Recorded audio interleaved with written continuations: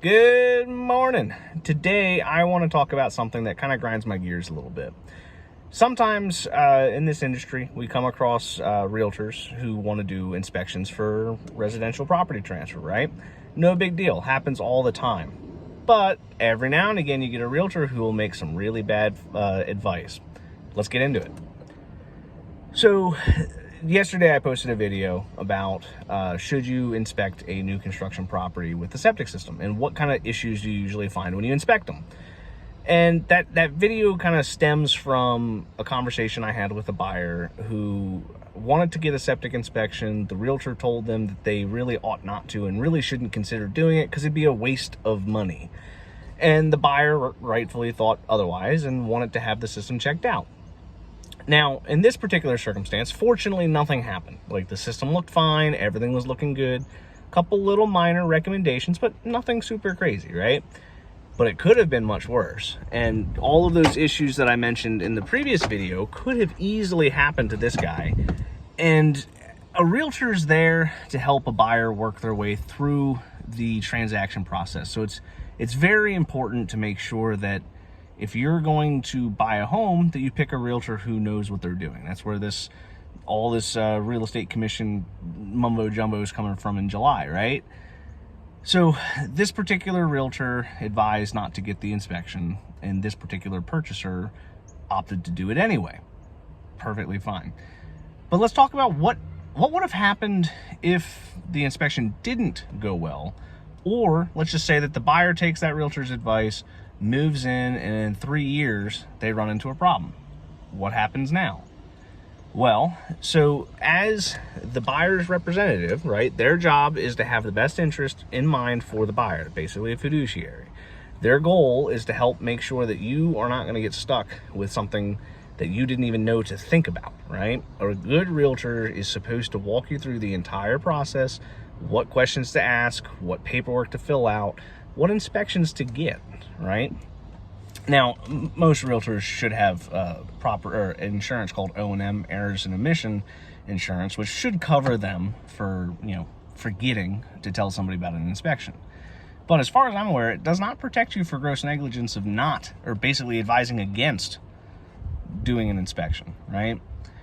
So we talked yesterday about, a cracked tank on install. It does happen, right? And let's just say for this particular example that this buyer heeded his realtor's advice and didn't get the inspection, goes to pump the tank in 3 years, there's a big old crack right on the bottom of that tank. And at that point, what do? Well, the builder's warranty for 12 months is already well gone, right? It's been 3 years.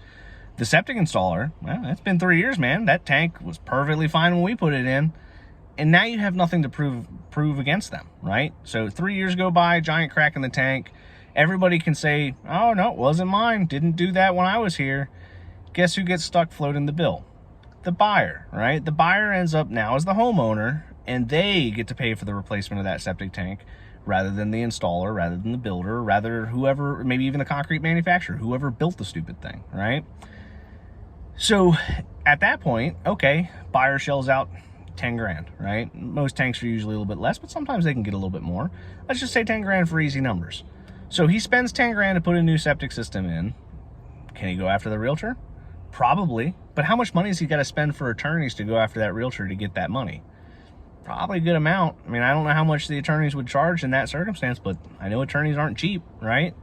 So now this buyer took the advice of somebody who should have known better than them, right? They move in, they're happy, good going, everything's looking great. They come into a problem, and so now they get screwed because somebody told them bad information. So the moral of this is, if you're going to inspect something, or if you're going to purchase something that's expensive, right? Maybe it's a car, maybe it's a lawnmower, maybe it's a home. Get it inspected by somebody who knows what they're looking at. So that way you, as a purchaser, know that what you're buying is in decent shape. Now, inspections aren't going to guarantee that things aren't going to pop up down the road. Of course, they're just a snapshot in time, right? I've had plenty of tanks that look great. Guy comes in to build a pool, guess what? Crane goes right through it.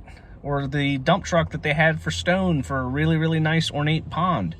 That dump truck cracks the lid. It happens, right? But if you didn't know what you started with, now you have no way of going to the insurance and saying, hey, all right, pool company has a crane drive over my tank. That crane goes right through the top of the tank. Well, the insurance company would say, well, how do you know it was in good shape before the crane went through it, right? Maybe there was a structural issue prior to the crane going through. Whereas if you had the inspection report that said, hey, a year ago, everything looked great. The crane went through it today. Don't know what to tell you. And then the insurance company will help you out. So make sure you get an inspection, right? It's worth every penny. I've done it at my own house for miscellaneous trades, even the main home inspection, right? You want to make sure you have somebody looking at it, be a second pair of eyes. You're buying a house. You're going to have emotions, right? You're going to want this home that you've been dreaming of forever to stay in your hands. You might miss something that you might not have thought about. So just food for thought. If you enjoy content like this, I have more information posted daily on the world of well and septic, and I'll try to share some of the stories that I come across while I'm working. If you enjoyed it, please go hit that like button and subscribe. If you have any questions, comments, or any areas of conversation you'd like me to cover, go ahead, leave a comment below. I try to get to them all as quick as I can. Sometimes I can't see them, but I try my best, right? Till next time.